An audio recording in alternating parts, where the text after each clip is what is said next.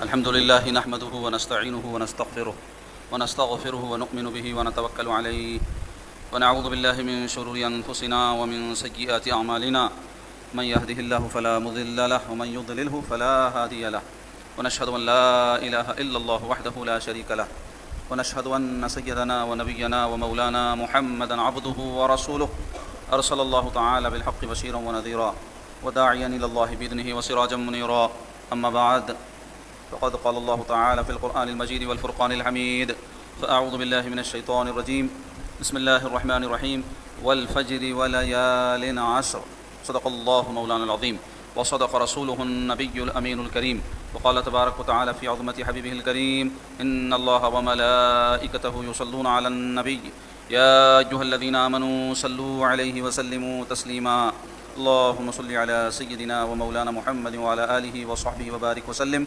اللهم صل وسلم وبارك على آل محمد وعلى آل محمد.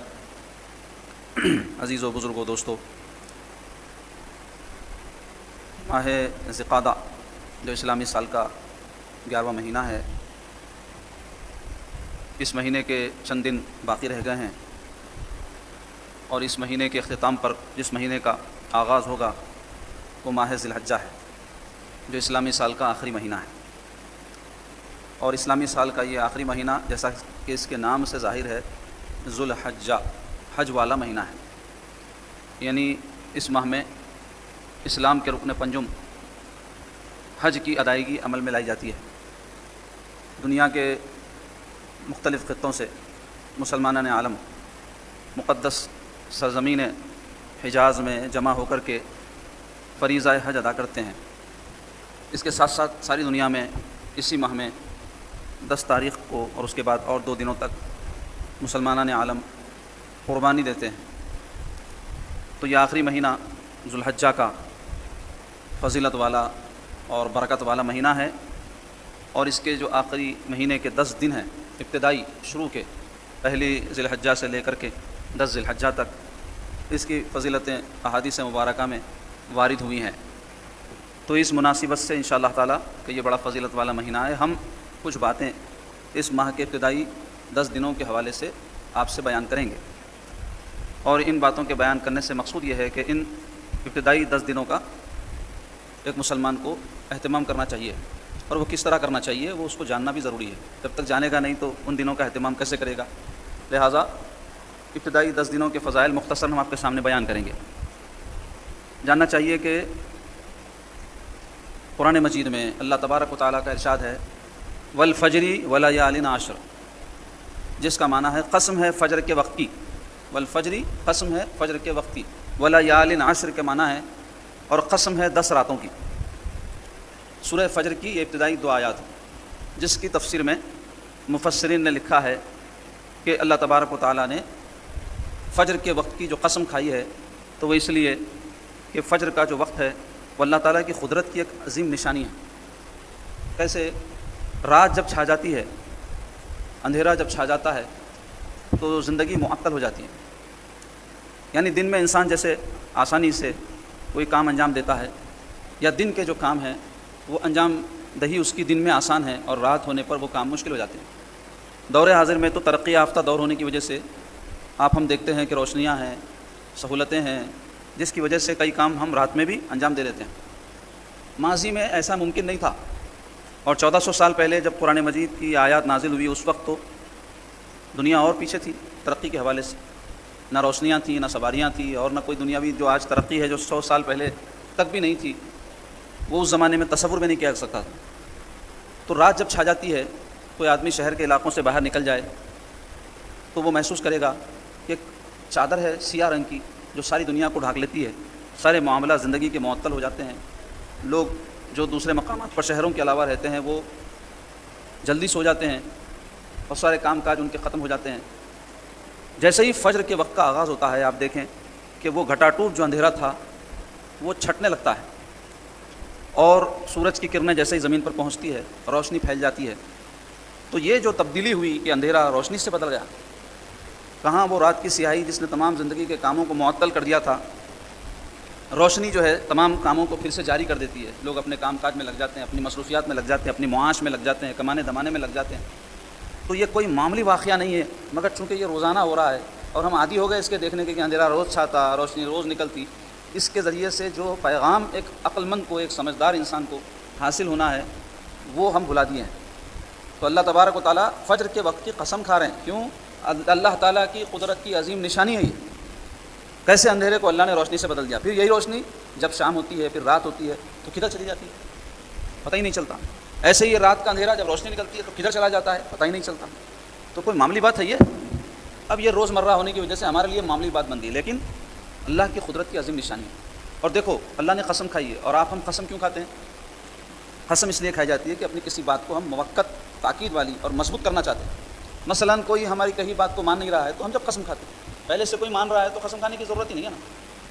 تو اور قسم جب کھائی جاتی ہے تو اور ایک اصول یہ ہے ہمارے دین میں تو کہ قسم عظیم چیز کی کھائی جائے گی، اللہ کے نام کی قسم کھاتے ہیں، قرآن کی قسم کھاتے ہیں، کعبے کی قسم کھاتے ہیں، معمولی چیزوں کی قسم نہیں کھائی جاتی۔ کیا آپ نے کبھی کسی کو سنا ہے قسم کھاتے وقت کہ وہ کہے کہ میں کھانے کی قسم کھاتا ہوں، میں پانی کی قسم کھاتا ہوں؟ کیوں؟ معمولی چیزیں۔ آدمی جب قسم کھاتا ہے تو کہتا ہے میں اللہ کی قسم کھاتا ہوں، میں قرآن کی قسم کھاتا ہوں، یا پھر مخلوقات میں کسی کی قسم کھاتے ہیں، حالانکہ ویسا قسم کھانا جائز نہیں ہے، ماں کی قسم کھاتے ہیں، باپ کی قسم کھاتے ہیں، مگر ہمارے نزدیک چونکہ ان کا مرتبہ بلند ہے اس واسطے ان کی قسم کھاتے ہیں۔ مگر ایک بات ہے کہ قسم معمولی چیز کی نہیں کھائی جاتی۔ تو اللہ تبارک و تعالیٰ فجر کے وقت کی قسم کھا رہے ہیں، تو کیا پتہ چلا؟ جب ہم بندے ہو کر کے معمولی چیز کی قسم نہیں کھاتے تو اللہ تبارک و تعالیٰ جب کسی چیز کی قسم کھا رہا ہے تو وہ بھی معمولی نہیں ہے، حقیر اور ادنا نہیں ہے، وہ عظیم ہے۔ وہ کیا ہے کہ فجر کا وقت، جس کی آج مسلمانوں کے پاس کوئی قدر نہیں ہے۔ اللہ تعالیٰ نے ایک نماز فجر کی اس وقت پہ رکھی ہے جو فرض ہے، اور دن کا آغاز فجر ہی سے ہوتا ہے نا۔ یہ اور بات ہے کہ کسی کا 11 بجے ہو رہا ہے، کسی کا 12 بجے ہو رہا ہے۔ کئی تو ہمارے مسلمان بھائی جمعے کے دن بھی ایسے ٹائم پہ اٹھتے کہ جمعہ پورا ختم ہو جاتا، بس اب کئی تو دیر سے پڑھنے والے، جیسا ہماری مسجد میں دیر سے نماز ہوتی تو ان کو معلوم رہتا ہے یہاں نماز دیر سے ہوتی، لہٰذا اپن 2 بجے اٹھیں گے، پانی نہائیں گے، 15-20 منٹ آدھے گھنٹے میں پہنچ جاتے، نہ اپنے کو خطبہ سننا ہے، نہ اپنے کو واعظ سننا ہے، نماز پڑھنا ہے جمعے کی، وہ بھیا ٹائم پہ رہتی ہے، معلوم رہتا ہوں وہی ٹائم پہ آتی ہے۔ آپ کوئی مصروفیات کی وجہ سے ایسا کر رہا ہے ایک الگ بات ہے، لیکن جو سست ہیں، کاہل ہیں، جن کے پاس کوئی اہمیت نہیں ہے، تو وہ جمعہ جیسا جمعہ کی بھی فجر نہیں جانتے۔ تو مسلمانوں کی آج بھی ایک بات میں آپ کو پورے دعوے کے ساتھ کروں، میجارٹی بڑی تعداد ایسی ہے جو فجر کی نماز نہیں پڑھتی، اور آپ اس کا سروے خود کر لیں، کسی کو بولنے کی ضرورت نہیں۔ حیدرآباد میں 10 مسجدوں میں آپ روز ایک مسجد میں نماز پڑھیں، آپ کو پتہ چل جاتا ہے کیا حشر ہے مسلمانوں کی مسجدوں میں۔ اور پھر ذرا تصور کر لیں رمضان شریف کی وہ مغرب جو آپ نے چند مہینے پہلے پڑھی ہے، اور پھر فجر کی وہ نماز جو آپ پڑھیں گے کسی مسجد میں، کمپیئر کر لیں، آپ کو پتہ چلے گا کہ یہ سارے کہاں گئے بھائی، مغرب میں تو آتے تھے، فجر میں کیا ہوا ان کو۔ تو بہرحال فجر کے وقت کی ہمارے پاس کوئی قدم نہیں ہے، جبکہ اللہ اس وقت کی قسم کھا رہے ہیں۔ تو خیر یہ میرا موضوع نہیں تھا، لیکن بعد میں بات نکل گئی تو میں بتا دیا کہ فجر کا وقت معمولی وقت نہیں ہے، اس میں بڑی برکتیں ہیں۔ جو فجر کی نماز کا پابند ہے اس کا دل زندہ ہے، اور جو فجر کی نماز نہیں پڑھتا سوتا ہے اس کا دل مردہ ہے، اور اس کے لیے وعید ہیں حدیث شریف میں۔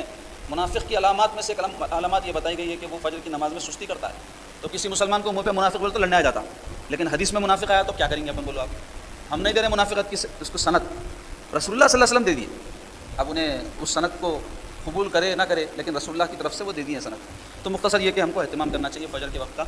اور دوسرے یہ قسم کیا کھا رہے ہیں، ولا یالین عشر، اللہ تعالیٰ قسم کھا کے فرما رہے ہیں 10 راتوں کی قسم۔ تو پھر بات وہی آ گئی کہ قسم کس کی کھائی جاتی؟ معمولی چیز کی نہیں کھائی جاتی، حقیر چیز کی نہیں کھائی جاتی، ادنا چیز کی نہیں کھائی جاتی، بہت بلند اور عظیم چیز کی قسم کھاتی۔ تو اللہ تعالیٰ جب 10 راتوں کی قسم کھا رہے ہیں تو وہ کون سے 10 راتیں ہیں جن کی اللہ تعالیٰ قسم کھا رہے ہیں؟ اور لازمی بات ہے کہ وہ عظمت والی راتیں ہیں، روز رات ہوتی ہے، اللہ ہر رات کی قسم نہیں کھائے، اگر کھائیں بھی تو اس میں بھی ایک عظمت ہے، اس واسطے کہ رات کا چھانا خود اللہ کی عظمت کی ایک نشانی ہے، اس کی قدرت کی ایک نشانی ہے۔ لیکن اللہ تعالیٰ 10 راتوں کی قسم کھائے تو مفسرین ان 10 راتوں کے بارے میں جس کی اللہ نے قرآن میں قسم کھائی، آپ نے، میں نے نہیں، ہمارے خالق نے قسم کھائی ہے، لکھتے ہیں کہ اس سے مراد ماہ ذوالحجہ کی 10 راتیں، ماہ ذوالحجہ کی جو ابتدائی 10 راتیں ہیں، پہلی سے لے کر کے جو ہے 10 ذی الحجہ تک کی، ان راتوں کی قسم اللہ نے کھائی ہے، ولا یالین عشر میں 10 راتوں کی قسم میں کھاتا ہوں۔ اب اللہ نے ان 10 راتوں کی قسم کیوں کھائی؟ تو اس کے بارے میں علماء لکھتے ہیں اس واسطے کہ یہ جو ابتدائی 10 دن ہیں نا ذوالحجہ کے، یہ حج و قربانی کے دن ہیں۔ اس میں حج کے لیے ساری دنیا سے لوگ جمع ہونا شروع ہو جاتے ہیں۔ اکثریت جو حاجیوں کی ہے وہ ذی الحجہ کے آغاز سے پہلے جمع ہو جاتی ہے۔ اب جو بعد میں آتے ہیں تھوڑے ہوں گے، 10% ہوں گے، لیکن 90% جو حاجی ہوتے ہیں حج کرنے والے وہ آ جاتے ہیں اس مقدس سرزمین پر جس کو حجاز کہتے ہیں، اپنے حج کی تیاری کے لیے۔ اور دوسری وجہ کیا ہے کہ قربانی دی جاتی ہے، ساری دنیا میں صاحب استطاعت لوگ دیتے ہیں، 10ویں تاریخ کو دیتے ہیں، اور 2 دن کی گنجائش ہے اس میں، مگر اصل دن تو ہے 10 ہی جس کی فضیلت آئی ہے۔ تو یہ 2 کام ایسے ہوتے ہیں جس میں اللہ کے بندے اللہ کے حضور میں کوئی قربانی کے ذریعے رجوع ہو رہا ہے تو کوئی حج کے ذریعے رجوع ہو رہا ہے۔ اس واسطے ان 10 ابتدائی دنوں کی قسم اللہ تعالیٰ نے قرآن مجید میں کھائی ہے، اس کو مفسرین نے بیان کیا ہے۔ تو احادیث مبارکہ میں ان 10 دنوں کے بارے میں آیا ہے، رسول کریم صلی اللہ علیہ وسلم فرماتے ہیں کہ اللہ تعالیٰ کے نزدیک کوئی عمل کوئی اور دنوں میں اتنا پسندیدہ نہیں ہے جتنا ذی الحجہ کے ابتدائی 10 دنوں میں۔ کیا بیان ہو رہا ہے؟ ابتدائی 10 دنوں میں اگر کوئی ذی الحجہ کے کوئی عمل کرے گا، نیک کام کرے گا، تو جتنا وہ دنوں میں اللہ کے نزدیک اعمال پسندیدہ ہیں اس کے علاوہ کے دنوں میں نہیں۔ تو یہ جو ابتدائی 10 دن ہیں اس کے جو اعمال ہیں بعض تو ایسے ہیں جو لازمی ہیں، جو اپنے طور پہ بندہ لازم کرے گا، اس میں سے ایک حج ہے کہ وہ ارادہ کرے اس سال حج کا تو کرے گا، جو نہیں کرا تو نہیں جائے گا۔ دوسرے ہے قربانی جو مالی ایک عبادت ہے، تو یہ 2 کام تو مشروع بھی ہیں، اور بندہ اپنے طور پہ صاحب مال ہوتا ہے تو اس پر قربانی واجب ہوتی ہے، صاحب مال ہوتا ہے تو حج واجب ہوتا ہے۔ اب جو یہ نہیں کر رہے ہیں، نہ قربانی دے رہے ہیں نہ حج کر رہے ہیں، تو ان کے لیے کیا فضیلت ہے پھر اس کے اندر؟ تو جان لیں کہ ان دنوں میں سب کے لیے فضیلت ہے۔ جو قربانی دے گا وہ صاحب مال ہوگا تو دے گا، نہیں مال ہے تو اس پر قربانی واجب ہی نہیں ہے، صاحب مال نہیں ہے تو حج اس پر فرض ہی نہیں ہے۔ لیکن جو دیگر اللہ کے بندے ہیں جو نہ حج کر رہے ہیں نہ قربانی کر رہے ہیں، ان کے لیے کیا فضیلت ہے؟ تو ان کے لیے یہ فضیلت ہے کہ ان دنوں میں وہ ان کے علاوہ حج اور قربانی کے علاوہ جو بھی نیک عمل کریں گے وہ اللہ کے نزدیک ان دنوں کے علاوہ کیے ہوئے اعمال سے افضل ہوگا۔ یہ فضیلت ہے اس کی۔ تو اب اعمال کیا کیا ہیں؟ اعمال تو بہت سارے ہیں، تو اعمال میں مراد اس سے نیک کام ہے۔ تو ان دنوں میں کیا کرنا چاہیے ہم کو، جس کی فضیلت بیان ہوئی ہے کہ صحابہ جب عرض کی کہ یا رسول اللہ ان دنوں کی آپ اتنی فضیلت بیان فرمائیں، تو کیا جہاد فی سبیل اللہ سے بھی ان دنوں میں عمل افضل ہے؟ جہاد فی سبیل اللہ کی راہ میں جہاد کرنا، تو جہاد میں ہوتا کیا ہے؟ جہاد میں یا تو مار کے دشمن کو بچ کے آ جاتے ہیں، جس کو غازی بولتے ہیں، بچ گیا سوالے، یا تو پھر شہید ہو جاتے، 2 کام ہوتے ہیں۔ تو صحابہ چونکہ مجاہد تھے، راہ خدا میں جہاد کیا کرتے تھے، تو اس واسطے وہ لوگ اس کو بڑا عظیم کام سمجھتے تھے، اور ہے بھی یقیناً بڑا عظیم کام۔ تو اس واسطے صحابہ کرام عرض کیا یا رسول اللہ کیا ان دنوں میں جہاد سے بھی افضل ان دنوں میں عبادات کرنا ہے، ان دنوں میں نیک کام کرنا ہے؟ تو حضور نے فرمایا ہاں، جہاد سے بھی افضل ان دنوں میں کوئی نیک کام کرنا، یہاں تک کہ جہاد کرنے والا جہاد کے لیے جائے، اپنی سواری اور اپنی جان اور اپنا مال سب لٹا کر آئے، یعنی وہ شہید ہو جائے اور جو کچھ ساتھ لے گیا تھا جنگ میں کچھ بھی نہ بچے، تب ایسا جہاد اس کے لیے ان دنوں میں کیے ہوئے اعمال سے افضل ہوگا، ورنہ تو ان دنوں میں جو نیک کام ہیں وہی افضل ہیں۔ تو اب ان دنوں میں کیا کام ہیں؟ تو علماء لکھتے ہیں کہ ان دنوں میں جو کام ہم کو کرنے ہیں، وضو کراؤ، وضو کر کے آؤ۔ تو عزیزو ان دنوں میں جو کام ہم کو کرنے ہیں اس میں پہلا کام ہے نفلی روزے۔ ان دنوں کے یعنی ذی الحجہ کی 1 سے 9 تاریخ تک کے روزے بڑی فضیلت رکھتے ہیں۔ جو ان دنوں میں کوئی روزہ رکھے گا اس کو عام دنوں میں جو نفلی روزے رکھتا ہے اس کا اجر و ثواب ملے گا۔ اور ایک حدیث پاک میں آیا ہے، نسائی شریف کی روایت ہے، حضرت حفصہ رضی اللہ تعالیٰ عنہ روایت کرتی ہے کہ رسول اللہ صلی اللہ علیہ وسلم 4 کام نہیں چھوڑتے تھے۔ ایک تو یعنی عاشورہ کا روزہ نہیں چھوڑتے تھے، حضور پاک صلی اللہ علیہ وسلم کی سنت تھی، 9ویں اور 10ویں کا جو روزہ ہم رکھتے ہیں نا محرم میں وہ۔ دوسرے یہ ذو الحجہ کے مہینے کے روزے حضور نہیں چھوڑتے تھے، آیا۔ تیسرے جو ہے یہ بیان ہوا ہے کہ حضور پاک صلی اللہ علیہ وسلم فجر سے پہلے کی سنتیں نہیں چھوڑتے تھے۔ اب کئی ایسے لوگ ہیں جو فجر کی ان سنتوں کی تاکید آئی تو فرض پڑے بعد میں پڑھ رہے ہیں، حنفیوں کے پاس نہیں ہے۔ حنفیوں کے پاس فجر کی جو سنتیں ہیں فجر سے پہلے ہیں، اگر کوئی پڑھے تو بہت فضیلت ہے، موقت ہیں، جان بوجھ کر چھوڑے تو گناہ گار ہے، لیکن اگر کسی وجہ سے وہ نہ پڑھ سکے اور جماعت میں شامل ہو جائے تو فجر کے بعد نہیں پڑھے گا۔ یہ بھی مسئلہ معلوم نہیں ہے لوگوں کو، اس واسطے بتا دیں، کیونکہ فجر کی فرض پڑھ لینے کے بعد ہمارے پاس کوئی نماز نہیں جب تک کہ اشراق کا وقت نہ ہو جائے، کوئی سجدہ نہیں ہے جب تک کہ اشراق کا وقت نہ ہو جائے۔ تو یہ بھی مسئلہ حنفیوں کے نزدیک ہے، دوسرے مسلک میں جو بھی ہوگا اس پہ عمل کریں آپ لوگ۔ اب چوتھی چیز کیا ہے؟ رسول اللہ صلی اللہ علیہ وسلم جس کا اہتمام فرماتے تھے، تو اس بارے میں آیا ہے کہ حضور پاک صلی اللہ علیہ وسلم ہر مہینے کے 3 روزے رکھتے تھے، ایام 20 کے روزے کہتے ہیں اس کو، 13، 14، 15 جو چاند کی ہوتی ہے نا، چاند اس میں خوب چمکتا ہے، 13 جو تاریخ ہوتی ہے اس میں 14واں چاند ہوتا ہے، 14 جو تاریخ ہوتی ہے 15واں چاند ہوتا ہے، کیونکہ ہمارا مہینہ چاند سے شروع ہوتا ہے نا، تو جب پہلی بولتے تو کیا رہتا ہے، رات پہلے ہو کے پھر دن میں ہماری پہلی تاریخ ہوتی ہے، تو اس واسطے 13ویں کا جو چاند رہتا ہے وہ 14واں رہتا ہے، تو 13، 14، 15 یہ 3 جو تواریخ ہیں ان کو ایام 20 کہتے ہیں۔ روشن یہ دن ہے، مطلب راتیں روشن ہوتی ہیں اس کی چاند کی روشنی کی وجہ سے، تو رسول اللہ صلی اللہ علیہ وسلم یہ 3 روزوں کا بڑا اہتمام فرماتے ہیں۔ تو یہ 4 چیزیں ہوئی، تو اس میں بتانا چاہ رہا ہوں ذو الحجہ کا بھی ذکر آیا ہے جس کا رسول اللہ صلی اللہ علیہ وسلم اہتمام فرماتے تھے، تو اللہ توفیق دے، 1 روزہ، 2 روزہ، 3 روزہ آپ کی مرضی ہے، یہ ابتدائی جو 10 دنوں کے روزے ہیں وہ رکھ لیں، 1 بھی رکھیں گے تو ثواب ملے گا، 2 رکھیں گے۔ البتہ عرفہ کے روزے کی بہت فضیلت آئی ہے، انشاءاللہ بیچ میں ایک جمعہ آئے گا تو اس وقت اس کی فضیلت آپ کے سامنے بیان کریں گے، چونکہ اب ہم آئندہ جمعے تک پہنچنے تک ماہ ذو الحجہ کا آغاز ہو جائے گا، اس واسطے میں یہ باتیں آپ کے سامنے اس جمعے میں بیان کر دے رہا ہوں تاکہ جیسے ہی ذو الحجہ کے مہینے کا آغاز ہو اس کا ہم اہتمام کر سکیں، ورنہ آئندہ جمعہ آنے تک تو کئی دن گزر جائیں گے تو کئی چیزیں رہ جائیں گی، اس واسطے اس پر میں آپ کے سامنے بیان کروں۔ اب دیکھیے دوسرا کام کیا کرنا ہے، تو حدیث شریف میں آیا ہے کہ ان دنوں میں تکبیر، تحلیل اور تحمید کا اہتمام کرو۔ کیا فرماتے ہیں رسول اللہ صلی اللہ علیہ وسلم؟ ان دنوں میں، کون سے دنوں میں؟ 1 ذی الحجہ سے 10 ذی الحجہ تک کے جو ایام ہیں اس میں کیا کرو؟ تکبیر پڑھو، تحلیل پڑھو، تحمید پڑھو۔ تکبیر کسے کہتے ہیں؟ سب مسلمان جانتے ہیں، اللہ اکبر کا کلمہ تکبیر کہلاتا ہے۔ تو اللہ اکبر، اللہ اکبر یا اللہ اکبر کے ساتھ کوئی اور بھی ذکر ہے جس میں لفظ اللہ اکبر آتا ہے تو اس کو کہتے ہیں تکبیر. کوئی بھی ذکر اللہ اکبر کم سے کم تو اللہ اکبر ہے وہ پڑھ لیں آپ 100 مرتبہ پڑھ لیں 33 مرتبہ پڑھ لیں. جب دل میں آیا یاد آتی اللہ اکبر کہہ لیں ثواب مل جائے گا. یہ نہیں ہے کہ یہ دنوں میں حضور نے فرمایا ہے کہ یہ ذکر کیا جائے. دوسرے حضور فرماتے ہیں تحلیل پڑھو. تحلیل کہتے ہیں لا الہ الا اللہ پڑھنے کو. ایسا ہر وہ ذکر جس میں لا الہ الا اللہ ہے اس کو کہتے ہیں تحلیل. تو اس کے پڑھنے کا حضور نے حکم فرمایا. تیسرے تحمید حمد بیان کرو اللہ کی. الحمدللہ کے ساتھ جو ذکر آتا ہے نا کوئی بھی تو اس میں کم تر کیا ہے الحمدللہ کا کلمہ ہے. تو الحمدللہ الحمدللہ الحمدللہ. ویسے تو ہر نماز کے بعد تسبیح فاطمی پڑھنا مستحب ہے. اس کی بڑی فضیلت آئی ہے. موضوع نہیں ہے اس کی تفصیل بیان کروں لیکن اتنا سمجھ لیں 33 مرتبہ سبحان اللہ 33 مرتبہ الحمدللہ 34 مرتبہ اللہ اکبر. اس کو تسبیح فاطمی کہتے ہیں. حضور نے اپنی شہزادی حضرت سیدۃ النساء العالمین بی بی فاطمہ زہرا رضی اللہ تعالیٰ عنہ کو یہ تسبیح سکھائی. تو یہ حنفیوں کے پاس اور ایک مسئلہ ہے. یہ جتنے ذکر و اذکار ہیں یہ سب سنتوں کے بعد پڑھے جائیں گے. حنفیوں کے پاس سنتیں مقدم ہیں افضل ہیں. ایسی سنتیں جو موقت ہے جیسے ظہر کے بعد 2 سنتیں ہیں مغرب کے بعد 2 سنتیں عشاء کے بعد 2 سنتیں. تو ہم کیا کریں گے پہلے یہ سنتیں ادا کریں گے. اس کے بعد یعنی تمام سنتیں پڑھ لینے کے بعد میں ذکر و اذکار کریں گے. اب دوسرے مسلکوں میں فرض کے فوری بات ذکر ہے وہ کر لیں ان کے مسلک پہ وہ عمل کرتے ہوئے. لیکن ہم حنفی ہیں تو مسئلہ معلوم رہنا یہ بتانا چاہ رہا ہوں. تو مختصر یہ کہ اس کا اہتمام کریں ذکر کا کیونکہ ذکر تو ہر وقت ایک مسلمان کو کرنا چاہیے چونکہ اللہ تعالیٰ نے کیا حکم دیا وذکروا اللہ کثیرا. اللہ کو صرف یاد کرو نہیں کثرت سے یاد کرو. یعنی سب سے زیادہ کام میجارٹی آف ورک میکسیمم کام ایک مسلمان کا کیا ہونا چاہیے اللہ کی یاد. لیکن افسوس کے ساتھ کہوں گا کہ بالکل اس کا الٹ معاملہ ہے. سب سے کم کام جو ہم کرتے ہیں وہ اللہ کی یاد ہے. 24 گھنٹے ہیں نا ایک انسان ہر انسان کے پاس وہی ہے اس میں کوئی زیادہ وقت نہیں بڑھنے والا نہیں ہے. کوئی 24 کو 25 گھنٹے نکل لے سکتا ہے لیکن وقت میں برکت ضرور حاصل کر سکتا ہے اللہ کی یاد کے ذریعے. ان کا وقت بڑھ گیا ان کا وقت کام آ گیا ان کا وقت زندہ ہو گیا ان کے وقت میں برکت ہو گئی جس نے اللہ کو یاد کیا. جتنا وقت وہ اللہ کو یاد کرے گا کسی نہ کسی خباثت سے کسی نہ کسی برائی سے کسی نہ کسی گناہ سے بچا رہے گا. اس واسطے زیادہ جو کام ہم کو کرنا ہے وہ ذکر اللہ اللہ کو کثرت سے یاد کرنا. اس کے علاوہ ماہ ذو الحجہ کے ابتدائی 10 دنوں میں صدقات و خیرات کرنے کی بھی فضیلت ہے. حسب استطاعت جو بھی آپ سے بن پڑے اللہ کی راہ میں خرچ کریں. اس کے علاوہ نوافل کی کثرت کریں. اس کا طریقہ یہ ہے نوافل کی کثرت پہ میرے کو معلوم ہے واز کرے بھی تو کوئی کرتا نہ کراتا کیونکہ ماحول ایسا بن گیا ہے کہ یہ خالی سننے سنانے کا ہے بلکہ ہم کہیں گے شکریہ ہے آپ حضرات کا جو آپ تشریف لا کے سن تو لے لیں. ورنہ کئی تو ہمارے بھائی ایسے ہیں جمعہ کے دن بھی ان کو واز و نصیحت ہفتے میں ایک دن چند بول سننے کا وقت نہیں ہے. جبکہ جمعہ کا ایک اہم مقصد یہی ہے صرف عبادت نہیں. عبادت تو ظہر کی ہو رہی روزانہ جمعہ کا ہی کو آپ کو رکھا گیا اس کو سمجھنے کی ضرورت ہے. اس میں ہو رہا کیا خالی نمازی پڑھ لیں وہ بھی 4 کو 2 کر دیے اور خطبہ رکھے. تو خطبہ کیا تھا حضور کے زمانے میں واز تھا. عربی زبان میں حضور جو بیان فرماتے تھے وہی ہم اردو میں آپ کے سامنے بیان کر رہے ہیں. اس کو عربی میں بولے تو خطبہ بول دیے اردو میں بولے تو واز بول رہے ہیں وہ بھی عربی ہے لیکن بیان واز کہیں کو رکھے. اسپرٹ سمجھو جمعے کیا. جمعے میں صرف آپ کو عبادت کرا دینا مقصود نہیں ہے. تو عبادت ہوتا تو 2 کو 4 نہیں 4 کو 8 کرنا چاہیے تھا نا. تو 4 کو 2 کر دیے جو ظہر میں رہتی.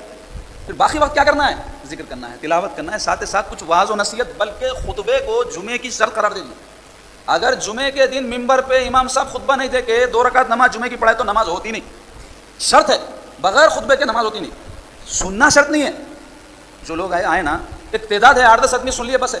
ہر کوئی سنے یہ ضروری نہیں لیکن امام خطبہ دے ضرور یہ شرط ہے. کیوں اس واسطے کہ جتنے بھی ان کو سننے کا موقع ملنا وہ سننا. تو مطلب سمجھو آپ یہ نہیں سمجھ رہے لوگ.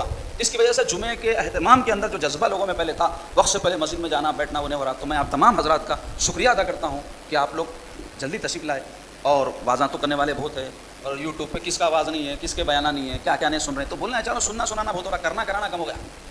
تو ضرورت کیا ہے جو سنیں اس پہ عمل کریں. تو نوافل کے متعلق میں آپ سے عرض کر رہا تھا اس پہ کتابی باز کرو. وہ دیکھنے میں یار رمضان جیسے رمضان میں سنت نہیں پڑھ کے بھاگ جاتے جی نفل کی بات تو چھوڑ دو. وہ ایسی سنت جو موقت ہے مغرب کے بعد آپ دیکھتے نہیں جو عید ہے اس میں رمضان کے مہینے میں ایسا فرض پڑھتے ہی آدھی مسجد خالی ہو جاتی. جبکہ مغرب کے بعد کی جو سنتیں وہ موقت ہے یعنی کوئی چھوڑا تو گناہ گار ہے انہیں. اس کے باوجود لوگ چھوڑ کے چلے جاتے ہیں تو نوافلہ پڑھتے. پھر بھی ہمارا کام ہے ترغیب دلانا. تو اس کے لیے آپ کو بتا دوں کہ کوئی علیحدہ نفل آپ نہیں پڑھ سک رہے ہیں. 20 رکعت 50 رکعت کل پڑھتا. شب معراج شب بارات کو بھی بدعقیدگی ختم کر دی. اب اس میں تو بھی لوگ پڑھ لیتے تھے بدعقیدگی آئی اس کے بعد سے یہ راتوں میں جگنا کہاں آیا کون سی حدیث میں یہ ہو بلکہ پورا وہ اس کا جنازہ نکال دیا. تو کم سے کم اتنا کر لینا ہر نمازوں کے ساتھ جو نفلہ ہے نہیں وہ نفلہ تو بھی پڑھ لینا ہے دنوں میں. مثلا ظہر سے شروع کریں گے اپن. ظہر میں 4 موقعہ سنت ہے پہلے اس کے بعد 4 فرض ہے اس کے بعد 2 سنت موقعہ ہے اگر کوئی چھوڑ دے رہا گناہ گار ہے. اس کے بعد 2 نفل ہے جو پڑھا تو ثواب ہے نہیں پڑھا تو گناہ نہیں چھوڑ سکتا. تو اکثر لوگ چھوڑ دیتے نا. تو میں کیا بول رہا ہوں یہ دنوں میں تو بھی وہ 2 نفل پڑھ لو ظہر کے ساتھ. اب عصر کے بعد تو کچھ بھی نہیں ہے لیکن عصر سے پہلے کی جو 4 سنتیں ہیں وہ غیر موقعہ ہے یعنی اگر کوئی پڑھا تو ثواب ہے چھوڑا تو گناہ نہیں ہے نفل کے حکم میں وہ. لیکن یہ دنوں میں جو ذی الحجہ کے آ رہے ہیں وہ 4 سنت پہلے والی پڑھ لو. ایسے ہی مغرب کے بعد 3 رکعت ہے فرض اس کے بعد 2 سنت موقعہ ہے تاکید والی ہے کوئی چھوڑ دے گا گناہ گار ہے. اس کے بعد 2 اور نفل ہے 2 اور نفل ایک بول رہا ہوں، اس کے بعد 6 اور ہے جس کو اوابین بولتے، وہ تو بہت فضیلت والی نماز ہے، وہ بھی نہیں پڑھتے بولے تو، لیکن 2 نفل جو مغرب والی ہے وہ پڑھ لو ان دنوں میں. ایسے ہی عشاء کے بارے میں. تو پہلے تو ہم کو نمازوں میں جو فرض ہے 5 وقتہ، کون سی نمازوں کی کیا حیثیت ہے معلوم ہونا. کئی لوگوں کو وہ بھی نہیں معلوم، رکعتیں کئی لوگوں کو نہیں معلوم. میں کسی کو یہ بول کے شرمندہ نہیں کرنا چاہ رہا ہوں، ہوئے تو ہو بھی جاؤ شرمندہ ہونے کی بات ہے کہ ایک مسلمان ہے، پڑھنا ہم کو ہے نماز ہمارے اللہ کی جس کو ہم اللہ مانتے اور ہمارے رسول اللہ صلی اللہ علیہ وسلم کو سکھائے جن کو ہمارے آقا مولا مانتے، ان کی بتائی ہوئی نمازیں نہیں معلوم تو زندگی کیا کام کی ہے ہماری. عبادت کرنے کے طریقے جو ہمارے سرکار سکھائے اس پہ ہمارے کو کوئی قدر نہیں ہے تو ہماری زندگی کدھر جا رہی ہے؟ غور کروا. تو بچوں کو بچپن سے سکھانا ہے، ان کو بتانا ہے اس کو فرض بولتے ہیں، اس کو سنت بولتے ہیں، اس کو واجب بولتے ہیں، اس کی یہ حیثیت رہتی، یہ پڑھے تو ثواب ہے، یہ نہیں پڑھے تو گناہ ہے، یہ چھوڑے تو گناہ ہے، اس کو پڑھنا لازمی ہے. اس کو حکم بتانا، حکم بولتے ہیں اس کو. ہر نماز کی رکعت فرض نہیں ہے نا، کون سی رکعتیں فرض ہے اور اس کو چھوڑے تو کیا اس کا حکم ہے. سنت ہے تو کون سی سنت ہے، یہ سب سیکھنا پڑتا، یہ بغیر سیکھے آتا نہیں. کاروبار کرنا ہے تو پیسہ جس میں آتا، کیا کیا نہیں سیکھتے اس کے واسطے. معاش کی فکر کیسا سیکھتے، بھاگتے دوڑتے کورساں کرتے، کیا کیا آخریاں پھکتے. ایسے ہی شادی میزبانی ہے تو ہر چیز کا خیال رکھتے، لسٹہ بنا کے کام کرتے. یہ جو ہماری شرعی ذمہ داری ہے عبادات، اس کے بارے میں ہے ساتھ میں خالی میں ایک ٹاپک پہ آپ کو بول رہا ہوں. اگر دیگر باتوں پہ شروع کرے تو وقت بس نہیں ہوتا. آج کا تو کیا زندگی بس نہیں ہوتی بولوں گا میں، اس کے باتیں. تو خالی باتیں بیان کرنا مقصود نہیں ہے. میں عرض یہ کرنا چاہ رہا ہوں کہ آپ لوگ کچھ اہتمام کریں، مجھ کو بھی چاہیے، آپ کو بھی چاہیے. 2 رکعت نفل جو بھی نہیں پڑھتے تھے وہ پڑھ لیں. اگر پڑھنے والے کوئی ہے الحمدللہ ایسے بھی ہے تو ان کو چاہیے کہ ہر نماز کے ساتھ 2 رکعت نفل اضافہ کر لیں. اور اللہ توفیق دیا تو اشراق پڑھ لیں، چاشت پڑھ لیں، اوابین پڑھ لیں جو مغرب کی نماز کے بعد 6 رکعتیں ہیں. یا اسی طرح سب سے بہترین اور افضل ترین نماز ہے تہجد کی نماز، 2 رکعت صحیح روز پڑھ لیں ان ایام. اگر کوئی روزہ رکھ لینا چاہ رہا ہے دنوں کے تو خود بخود ہی تہجد بھی پڑھ لے سکتا ہوں. کیوں؟ سحری کے وقت اٹھتا نا، تو وہی تہجد بھی پڑھنے کا وقت ہے، پڑھ لے کے سحری کر لے کے، یا سحری کر کے اس کے بعد پڑھ لے، یا پڑھ لے کے سحری کر لے، تو یہ تہجد کی نماز بھی ہو جاتی ہے اس کے ساتھ. تو کوئی بھی نیک کام اگر یہ ابتدائی 10 دنوں میں ذوالحجہ کے کرے گا کوئی تو حدیث پاک میں آیا اس کا ثواب ملے گا. تو یہ بات تو ہو گئی عزیزو ایک آنے والے موقع کی مناسبت سے، اور بھی بہت اس حوالے سے باتیں ہیں، لیکن میں بولا نا باتیں بہت کرنا نہیں ہے، کچھ کرنا ہے، ہمارے عمل کرنا ہے.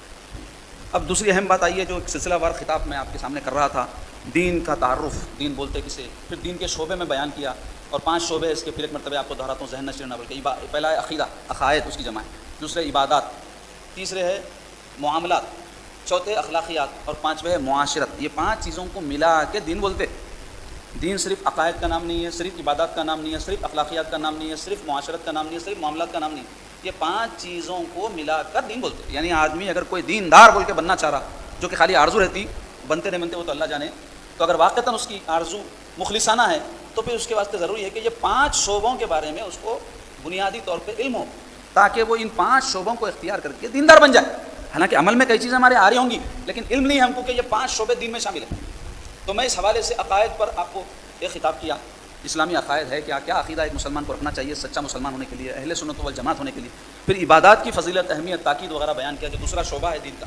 پھر معاملات کے حوالے سے کہ معاملات کی درستگی کی کیا اہمیت ہے اور معاملات دین میں کتنا اہم درجہ رکھتا ہے میں بیان کیا. اور پچھلے جمعے کے خطاب میں میں نے چوتھے شعبے اخلاقیات کے بارے میں مختصر بیان کیا. حالانکہ اخلاقیات ایک ایسا موضوع ہے جس پر بہت کچھ ہم کو جاننے کی ضرورت ہے. کیوں ہمارا معاشرہ بد اخلاقی میں مبتلا ہے، جس کے نتیجے میں ہمارا دین برباد ہو رہا ہے. اب چونکہ وقت نہیں ہے اور مجھے اس موضوع کو اختتام کو پہنچانا ہے، کیونکہ آگے آنے والے جو ایام ہیں اس میں ان موضوعات پہ آپ کو مخاطب کرنا ہے. ذوالحجہ وغیرہ کا مہینہ آ رہا، قربانی ہے، حج ہے، اس کے فضائل ہے، اس کے مسائل بیان کرنا ہے. تو آج ہم یہ تعارف دین کے حوالے سے جو 5واں شعبہ ہے اس کو مختصر 5 منٹ آپ کے سامنے بیان کریں گے. معاشرت 5واں شعبہ ہے دین کا. معاشرت کسے بولتے ہیں؟ معاشرت کہتے ہیں رہن سہن کو. کس کو کہتے ہیں؟ رہن سہن کو. معاملات کی میں تعریف بیان کیا تھا، لین دین کو بولتے ہیں. ہم جنگل میں نہیں رہ رہے ہیں، ہم انسانوں کے بیچ میں رہ رہے ہیں، تو روزانہ 20 لوگوں سے ہمارا لین دین ہوتا، غور نہیں کرتے لیکن ہوتا. ایسے ہی ہم جب لوگوں کے بیچ میں رہ رہے ہیں تو ہمارا ایک دوسرے کے ساتھ ایک تعلق قائم ہو جاتا ہے. کئی تعلق تو گھریلو ہیں، کئی تعلق پڑوس کے ہیں، کئی تعلق سڑکوں کے ہیں، کئی تعلق کاروبار کے ہیں. 20 قسم کے تعلق ایک انسان کے رہتے. تو یہ جو تمام تعلقات ہے، انسان ان تعلقات کو کیسے نبھائے، لوگوں کے ساتھ کیسا رہے، اس کا ایک بنیادی اصول ہمارے دین میں یہ بیان کیا گیا ہے. کوئی مسلمان ہو کسی دوسرے کے لیے ایذا رسانی، اذیت دینے اور تکلیف دینے والا نہ ہو. یہ اصول ہے حسن معاشرت کا، اچھی معاشرت، اچھے رہن سہن کا اصول کیا ہے، بنیاد کیا ہے. ہم یہ دیکھیں کہ ہماری ذات سے چاہے قول کے ذریعے ہو، چاہے فعل کے ذریعے ہو، چاہے اور کوئی حرکت کے ذریعے ہو، کسی کو تکلیف نہ پہنچے. کم سے کم یہ درجہ ہے. اونچا درجہ کیا ہے؟ دوسروں کو ہم سے فائدہ پہنچے. اس کو کہتے ہیں حسن معاشرت. لوگوں کے ساتھ اچھا رہن سہن. اچھا رہن سہن کیسا ہوگا؟ آپ کی ذات دوسروں کے لیے فائدے کا باعث بنے. پھول ہے خوشبو پھینکتا ہے، عطر ہے خوشبو پھینکتی ہے، فین ہے ہوا پھینکتی ہے، فائدہ ہے نا. یہ خوشبو سے پیدا نہیں ہوتا. عطر کی خوشبو ہو, پھول کی خوشبو ہو, فین ہے, ہوا اور اے سی ہے, ہوا ذرا ٹھنڈا دکھ رہا, اچھا دکھتا, تو یہ تو مادی چیزیں ہیں, ایک خاص مقصد کے لیے بنائے گی, دوسروں کو فائدہ ہو. انسان تو اشرف المخلوقات ہے, اس کے فائدے کتنے پہنچنا لوگوں کو, اس کی زبان سے تو بھی فائدہ پہنچنا, اس کے عمل سے تو بھی فائدہ پہنچنا, اس کے کوئی کام سے, اس کی کوئی بھی چیز سے دوسروں کو فائدہ پہنچتے رہنا, فائدہ پہنچتے رہنا. نہیں پہنچ رہا, جانے دو, نہیں پہنچا سک رہے ہیں, نہیں پہنچانا چاہ رہے ہیں, نیچے کے درجے میں آ جاؤ. اذیت نہ پہنچے, کسی کو تکلیف نہ پہنچے, کسی کو ہم ستائے نہیں, کسی کے لیے ہم پریشانی کا باعث نہ بنے, یہ چھوٹا درجہ ہے. اعلیٰ درجہ کیا ہے؟ اللہ والوں کو دیکھو, انبیاء علیہ السلام, صحابہ اکرام, اولیاء اکرام, ان کی ذوات گرامی نہ صرف اپنی زندگی میں ان کے زمانے کے لوگوں کو فائدہ پہنچائی, وہ دنیا سے جا کر کے کئی ہے ہزاروں سال ہو گئے, کئی ہے سینکڑوں سال ہو گئے, کئی ہے بیسیوں سال ہو گئے, آج بھی ان کا فائدہ لوگوں کو پہنچ رہا ہے. کسی کا علمی فائدہ پہنچ رہا, کسی کا مالی فائدہ پہنچ رہا. مثال کے طور پہ مسجد ہے, آپ بنائیں, میں بنایا, یا جتنے بیٹھے ہوئے اس میں کوئی بھی نہیں بنایا, لیکن نماز کون پڑھ رہے ہیں؟ آپ پڑھ رہے ہیں, میں پڑھ رہا ہوں, تو کیوں پڑھ سک رہے ہیں؟ یہ کوئی بنا کے گیا, تو انہیں کیا کرا, دنیا کو کچھ دے کے گیا, اس کا فائدہ ہم اٹھا رہے ہیں. تو ہم بھی سوچنا, ہم بھی آئے جانے والے, انہیں بھی آیا گیا, انہیں کچھ کر کے دے کے گیا, ہم کیا دے رہے ہیں, ہم سے کیا فائدہ ہو رہا ہے کسی کو؟ اگر یہ مسجد وہ جو بنانے والا ہے نہ بناتا تو ہو سکتا ہے یہاں پہ کوئی اور چیز ہو, معاذ اللہ شراب خانہ بن جاتا, یا جیسا کہ یہ مسجد خود فیل خانے میں تبدیل ہو گئی تھی. ایک زمانے میں مسجد تو تھی لیکن ہاتھی باندھے جاتے تھے, تو میرے جد اعلیٰ سرکار سیدنا میر شجاع الدین صاحب قبلہ رحمت و رضوان یہاں جب تشریف لائے تو یہ بازو حجرہ ہے, یہ کلاس 5 لکھا ہوا ہے, اس کے اندر تشریف فرما ہوئے, اور پھر اس مسجد کو دوبارہ اپنے مسجد بنایا, اس میں عبادتوں کا آغاز کیا. وہ تاریخ ہے, اور آج ہے 200 سال سے زیادہ عرصہ ہو گیا, یہ مسجد آباد ہو گئی. 400 سال پہلے چار مینار سے پہلے بنائی گئی لیکن ویران ہو گئی تھی, تو انہوں نے کچھ دیا, حضرت نے کچھ دیا, ہم کیا دے رہے ہیں؟ سوال ہے. اچھا جان دو, یہ بہت بڑا کام ہے جو یہ کر کے گئے, ہم کر بھی نہیں سکتے ایسی مسجد, تو چاہے بھی تو نہیں بنا سکتے. لیکن آپ غور کرو, ہم اپنے ماں باپ کے ساتھ رہ رہے ہیں, ان کو کیا دے رہے ہیں؟ ہم اپنے پڑوسی کے ساتھ رہ رہے ہیں, اس کو کیا فائدہ ہو رہا؟ ہم مسلمان ہیں, اپنے مسلمان بھائی کو کیا فائدہ پہنچا رہے ہیں؟ غیر مسلموں کو ہم سے کیا فائدہ ہو رہا؟ ہمارے شہر کے لوگوں کو کیا ہو رہا؟ ملک کے بہت بڑی بات ہے وہ, آج مسلمانوں کو حقیر, ذلیل, کمینہ کیوں سمجھا جا رہا ہے؟ تعصب کی وجہ سے. یہ تو بات یقینی ہے. لیکن ایک بات ہم اپنے انصاف سے غور کریں, ہم دنیا کو کیا دے رہے ہیں؟ ہم کو وہ کیوں پسند کریں؟ ہمارے جو اسلاف تھے انہوں نے دنیا کو دیا تھا, ہم صرف لینا جانتے ہیں, دینا نہیں جانتے. تو اسلامی معاشرت یہ نہیں ہے. اسلامی معاشرت کہتی ہے تم دینے والے بنو, تمہارا ہاتھ اوپر والا ہو, تم خیر امت ہو, تم لوگوں کے ساتھ حسن سلوک کرو, اچھی معاشرت رکھو. آج داستانیں ہیں میرے بھائی مسلمانوں کی خراب معاشرت کی. آج آپ غور کریں, ہمارے گھروں میں امن سکون ہے؟ ہاتھ اٹھاؤ بولے تو کتنے اٹھاتے؟ آپ کو, ہم کو معلوم, ہر گھر میں فساد, کچھ نہ کچھ جھگڑے, لڑائیاں, ناموافق حالات ہے. آج ہمارے بازاروں میں سکون ہے؟ ایک دوسرے کے ٹانگیں پکڑ کے کھینچنا, اس کو حقیر کر کے میں آگے بڑھ جانا, یہ ہے نہیں. آج ہمارے تقاریب مسلمانوں کے جیسے ہے, آج ہمارا معاشرہ مسلمانوں جیسا ہے, کیا وجہ ہے اس کی؟ ہم غور کریں. معاشرہ بولتے کسے, معاشرت کسے بولتے؟ علمی بحثیں بہت لمبی ہے, میں اس میں تفصیل میں لے جانا چاہوں گا. میں بتانا کیا چاہ رہا ہوں, ہم اس دنیا میں جو رہتے ہیں تو ہم اکیلے نہیں رہتے, ہم لوگوں کے ساتھ رہتے ہیں.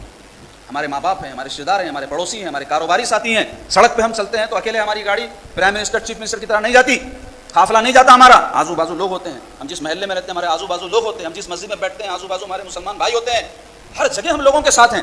تو ہمارا دین جو دین کامل ہے, کیا ہم کو ایسے ہی ننگا بھوکا چھوڑ دیا ہے کہ ہم کو پتہ ہی نہ ہو کہ ہم کیسے رہیں یہ سب لوگوں کے ساتھ؟ ہم اپنے ماں باپ کے ساتھ کیسے رہیں, پڑوسیوں کے ساتھ کیسے رہیں, رشتے داروں کے ساتھ کیسے رہیں, سڑک پر ایک مسلمان کیسا چلے, مسلمان کا لباس کیسا ہو, مسلمان کی گفتگو کیسی ہو, اس کی مجلس کیسی ہو, اس کی محفل کیسی ہو, اس کا رویہ کیسا ہو, اس کی زندگی کیسی ہو, اس کی موت کیسی ہو, کیا ہمارا دین نہیں سکھائے گا؟ ہمارا دین ہم کو سکھایا ہے. ہماری یہ نااہلی ہے, ہماری یہ بدبختی ہے کہ ہم سیکھنا نہیں چاہ رہے ہیں, ہم جاننا نہیں چاہ رہے ہیں, جس کے نتیجے میں آج آپ دیکھ لیں مسلم معاشرہ تباہی و بربادی کا شکار ہے. گھروں میں سکون نہیں, مسجدوں میں جھگڑے, سڑکوں پر جھگڑے, کاروباری اداروں میں نااتفاقیاں. سکون کا منہ سے وظیفہ پڑھنے سے سکون نہیں ملتا. دین نے جو طریقے بتائے اس پر کوئی چلے گا تو اس کو سکون نصیب ہوگا, یہاں بھی, قبر میں بھی, محشر میں بھی. تو ہمارا دین ہم کو سکھایا ہے. آپ دیکھو زندگی گزارنے کے آداب ہمارے دین میں سکھائے گئی. 20 کتابیں علماء نے اس پہ لکھی. قرآن پڑھنے کی فرصت نہیں ہو رہی, انہیں آداب پہ کتاب پڑھتا. اس سے آپ کو پتا کیا چل رہا, کوئی انٹرسٹ نہیں ہے ہم کو ان چیزوں میں.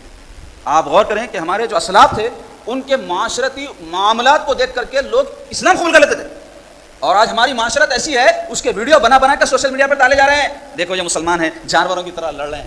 دیکھو یہ مسلمان لڑکی ہے, غیر مردوں کے ساتھ پارکوں میں پھر رہی, گاڑیوں پہ پھر رہی, گالیاں دینے سے کچھ بھی نہیں ہوتا. وہ بچی وہ اسٹیج تک پہنچی کیسا, یہ سوال ہے. وہ بچی کا ایسا حال ہوا کہیں کو, کہاں خرابی ہوئی, جڑوں میں کیا ہوا, جو کیڑا لگ گیا اوپر چھاڑ دوں.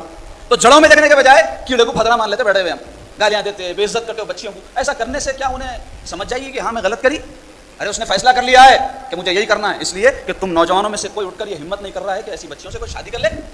جو مسلمانوں کی بچیاں عمر رسیدہ ہو رہی ہیں, کون کر رہا ہے شادی؟ نہیں, میرے کو پیسے ہونا, 25 लाख का वलीमा होना, मेरे को धूम धड़ाके होना, हर काम में, खाली शादी की मिसाल नहीं दे रहा हूँ मैं आपको, हर अमल में देख ले आप, कोई आगे बढ़ने तैयार है? कोई कर रहा मुसलमान गरीब बच्चियों से शादियाँ करता, उसकी माँ करने देती, उसका बाप करने देता? फिर हम उनको क्या कहने जा रहे? क्या करेंगे? उन्हें इंसान नहीं है, उसको जज्बात नहीं है, गुनाह की तरफ जारी, इर्तिदाद की तरफ जारी, कौन जिम्मेदार है? माँ बाप तो है ही है, हमारा माशरा भी है। ये माशरा बना कैसा? हमसे बना ना, आसमान से तो कोई टपके नहीं, हमसे मिलकर माशरा बनता है। सोसाइटी किससे बनती? लोगों से बनती। तो जैसे लोग होंगे सोसाइटी वैसी होगी। तो ये सब जैसी रूह वैसे फरिश्ते वाला किस्सा है। ये सब तबाही आ रही है, तुम ऐसा करे मैं ऐसा करे, करने से कुछ भी नहीं होता। हर फर्द की जिम्मेदारी है। मौलवी साहब यहाँ पुकार रहे खड़े के, उनकी भी उतनी जिम्मेदारी है जितनी आपकी है।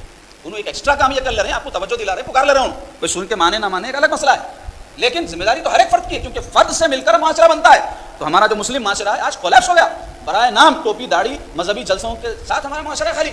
हकीकी आप गहराई में जाकर देखेंगे, बेहयाई, बदचलनी, बदमजहबी, लड़ाई झगड़े, हसद, कीना, तकब्बुर। और हमारी दावतों में कई मरतबे तो ठहर के थोड़ी देर नहीं, बहुत देर तक गौर करना पड़ता। मुसलमान की दावत है क्या ये? वहाँ जो हरकतें हो रही, मुसलमान की दावत ऐसी होती क्या? हमारा दीन नहीं सिखाया मुसलमान की दावत कैसी होना? सोचना पड़ता, गौर करना पड़ता। नजरों को यानी यकीन नहीं आता कि ऐसा होता क्या मुसलमानों में? नहीं, हमारा माशरा ऐसा। कई मुसलमानों के घर है जिसके अंदर बेहयाई, लड़ाई झगड़े, गंदी हरकतें हो रही है, ठहर के 10 मिनट तक भी देखे तो अरे मुसलमानों में ऐसा होता क्या? ऐसा गौर करना पड़ता। गैरत है तो अपने को ऐसा ख्याल आता, नहीं है तो फिर चल रही जिंदगी। तो तबाह है आज हमारा माशरा। तो अजीज़ो, बहुत सी बातें हैं, लेकिन आखिर में इतनी कहूँगा कि इसका हल क्या है? इसका हल ये है कि अब जो फल सड़ गए उसको तो हम कुछ भी नहीं कर सकते। नए फला नहीं सड़ना, तब जाके ताज़ा ताज़ा फला खाने को मिलेंगे। तो उसके वास्ते हमारी जो नस्लें हैं ना, उनकी इस्लामी बुनियादों पे तालीम और तरबियत होना। इस्लामी बुनियाद बोल तो खाली थोड़े कुरान के सूरे रटा देना, या और कोई मजहबी जो है तरीक़े जो इख्तियार कर लिए हम उसको इख्तियार कर लेना, जलसों में चले जाना, जुलूसा कर लेना, ये काफ़ी नहीं है। बच्चों का अखलाक और किरदार, उनकी अक़ायद की इस्लाह, हया का माहौल घर में बनाना, दीन की जो बुनियादी चीज़ें हैं अक़ायद के हवाले से उनको ज़हन नशीन कराना, उसमें सबसे हम आखिरत का अक़ीदा है। आज हम अपने बच्चों को, अपने नस्लों को, बच्चे बच्चियों को दुनियादार बना रहे हैं, पैसे कमाना, खूब बड़े घर बनाना, हर एक की आरज़ू रहती है। मगर आए इस वास्ते क्या? दुनिया में बड़े घर वाले रहे, बड़े बड़े महलात वाले थे, चले गए इधर उधर न को जाओ। ये मस्जिद है, बादशाहों के ज़माने में बनी थी, बड़े बड़े बादशाह यहाँ के नमाज़ पढ़ते थे, आज कहाँ हैं? हमारे अब्बा, हमारे दादा सब यहाँ रहते थे, कहाँ हैं? आपके अब्बा दादा कहीं पढ़ते थे, कहाँ हैं? सब निकल जाते, कोई भी नहीं रहता। ये ज़मीन लोगों को बदलती है, लोग नहीं बदलते ज़मीन को। यहाँ नए नए आते रहेंगे, दुनिया का यही उसूल है। जाते कहाँ? ये जवाब आपका दीन आपको देता है। अल्लाह के पास जाने वाले, इन्ना लिल्लाहि व इन्ना इलैहि राजिऊन। वहाँ के वास्ते क्या तैयारी है? क्या जहन साजी आप अपने बच्चे बच्चियों की कर रहे हैं कि तुमको मरना है, मुझको मरना है? ऐसे बातें करता है, क्या मनूस बात हो रही है? मनूस बात है, मौत मनूस बात है। अंबिया के ऊपर मौत तारी हुई है, औलिया साहबा अहले बैत के ऊपर मौत तारी हुई है। कोई मनूस चीज़ नहीं है, ये हकीकत है, ज़िंदगी की अटल हकीकत है। इसको अनजान मारना चाह रहे हैं, मार लिए तो मार लो, हमारे अनजान मारने से टलने वाली तो है नहीं, आएगी ज़रूर। इसके बाद क्या है? उसके बाद अल्लाह के सामने हाज़िरी, वहाँ जाना है, वहाँ हिसाब किताब होना है। यहाँ जो भी डंडियाँ मारे, बेईमानियाँ करे और दुनिया के पीछे भाग के अपनी आखिरत बर्बाद करे, बददियानतियाँ करे, सब का हिसाब देना है। यहाँ है कई पावरफुल लोग हैं जिनको कोई कुछ भी नहीं कर सकता। वहाँ जाने के बाद पता चलता है कौन कितना पावरफुल है। अल्लाह के पास तो कानून ये है, इन्ना अक्रमकुम इंदल्लाहि अत्काकुम। तुम में अल्लाह के नज़दीक रेस्पेक्टेबल वही है, इकराम वाला वही है जो तकवा वाला है। सेठ साहब नहीं, लीडर साहब नहीं, मौलवी साहब नहीं, कोई नहीं। तकवा जिसमें जितना अल्लाह के पास हिसाब होने वाला है, उसका अपना हिसाब कर लेना कि कितना अपने पास, वही सादो सामान है जिनको ले जाना है। तो अपने बच्चों की दीन की बुनियाद पर, आखिरत की फ़िक्र के साथ, अल्लाह रसूल के सामने हाज़िरी के खौफ के जज्बे के साथ उनकी अगर तरबियत हो तभी कुछ हो सकता। वरना खाली ये 4 आयतां रटा दिए, 4 सूरे पढ़ा दिए, नमाज़ पढ़ना सिखा दिया, हम समझ रहे बच्चा दीनदार बन गया। क्या कुछ बच्चियाँ कर रहे हैं? हमारे बच्चे तो छोड़ दो, आपके सामने क्या किरदार है उनका आप देखो। घर से कॉलेज स्कूल नहीं कर रहे हैं, क्या आवारागर्दी हो रही। कितने हमारे नौजवान बच्चे हैं जो माशरे के लिए नासूर बने हुए, नशे की आदत, गैर औरतों के ऊपर नज़र रखने की आदत, बेईमानी, बददियानती, चोरी चकारी, ये सब हमारे मुस्लिम नौजवानों के अंदर बड़ी तादाद है जो इसमें मुलविस मुब्तला है। क्यों? बुनियाद सही नहीं है। जड़ को पानी देना है, हम पत्तों के ऊपर मार रहे हैं पानी, कुछ भी नहीं होता। अल्लाह ताला हम सबको नेक तौफीक अता फरमाए। ऐ अल्लाह हमारे माशरे को पाकीज़ा बनाइए, अदल इंसाफ वाला बनाइए, इस्लामी अक़ायद की बुनियाद पे जो माशरा अल्लाह ज़ुहूर में आना है उसका हमको पाबंद बनाइए। ऐ अल्लाह हमको शर से फसाद से महफूज़ रखिए, दूसरों के लिए हमको नाफ़े और फ़ायदा पहुँचाने वाला बनाइए, दूसरों को नुकसान पहुँचाने, अज़ियत देने, तकलीफ़ देने से हमको महफूज़ रखिए बिरहमतिका या अरहमुर राहिमीन। वल्हम्दुलिल्लाहि रब्बिल आलमीन।